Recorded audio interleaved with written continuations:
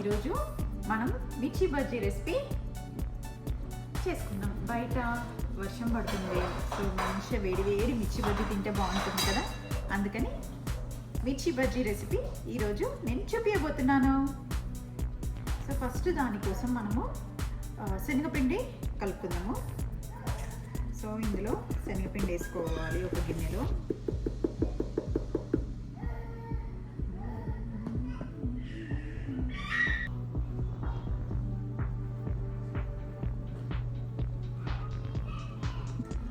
శనగపిండి వేసేసుకున్నాం కదా. నెక్స్ట్ ఒక 2 స్పూన్స్ బియ్యపిండి వేసుకుందాం.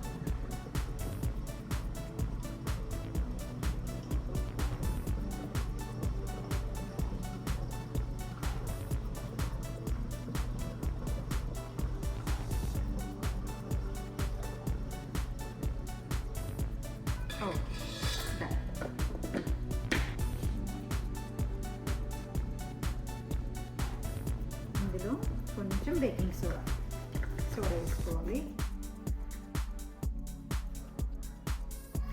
సో కొంచెం ఇంత వేసుకోవాలి. నెక్స్ట్ వాము వేసుకోవాలి. వాము ఇలా కొంచెం చేతిలో తీసుకొని ఇట్లా నలుపుకొని వేసుకోవాలి.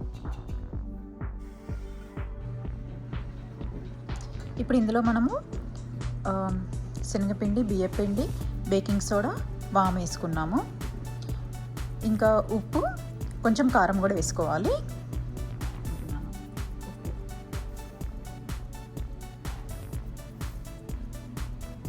కొంచెం కారం వేసుకోవాలి.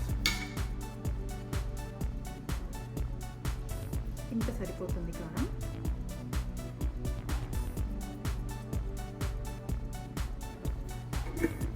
ఇప్పుడు ఫస్ట్ ఈ డ్రైవి అన్నీ ఒకసారి ఇట్లా కలుపుకోవాలి.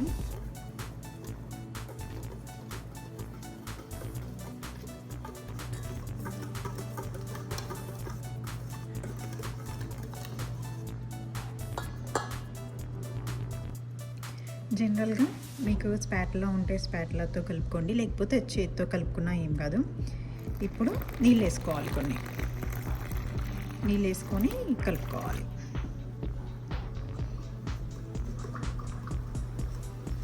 ఇది ఎట్లా ఉండాలంటే కొంచెం దోస పిండి కన్సిస్టెన్సీలో ఉండాలి.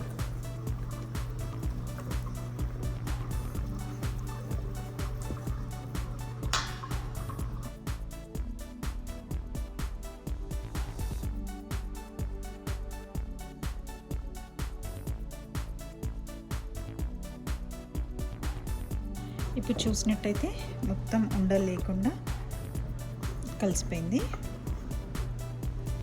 ఇప్పుడు మిరపకాయలు అయితే నేను కడిగేసి పక్కన పెట్టుకున్నాను. నేనైతే ఇవి తీసేసుకున్నాను. నాకు ఇవి లేకపోయినా పర్లేదు, వేయడం ఈజీగానే వేసేస్తాను. సో నేను ఈ తొడిమెలు తీసేసుకున్నాను.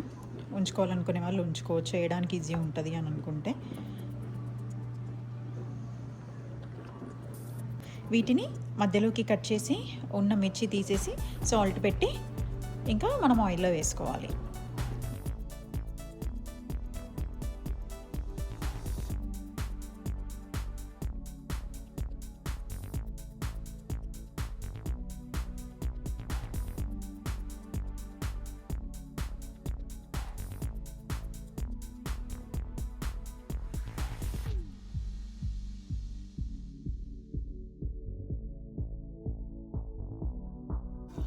ఇప్పుడైతే నేను ఆయిల్ పోసేసుకున్నాను.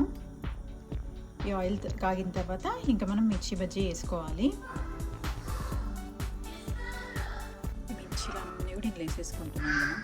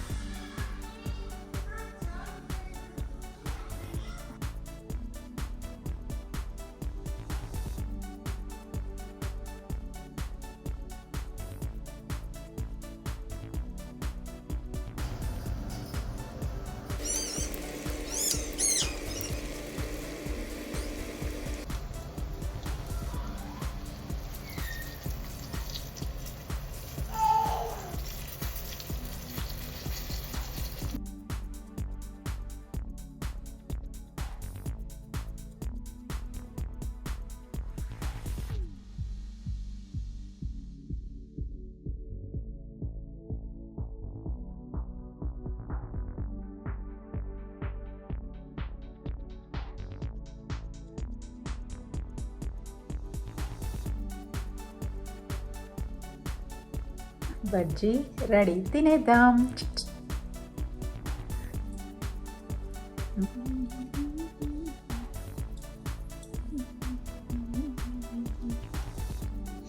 ఇప్పుడు నేనైతే మిర్చి మొత్తం కట్ చేసేసుకొని దాంట్లో ఉన్న మిర్చి తీసేస్తున్నాను.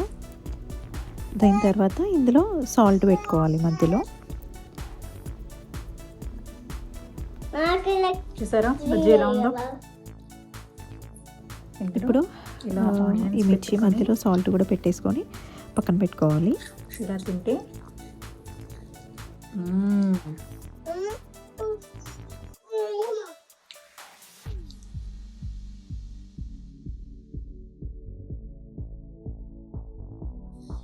ఇలా కొంచెం ధనియా పౌడర్ వేసుకోవాలి, బాగుంటుంది ఇలా.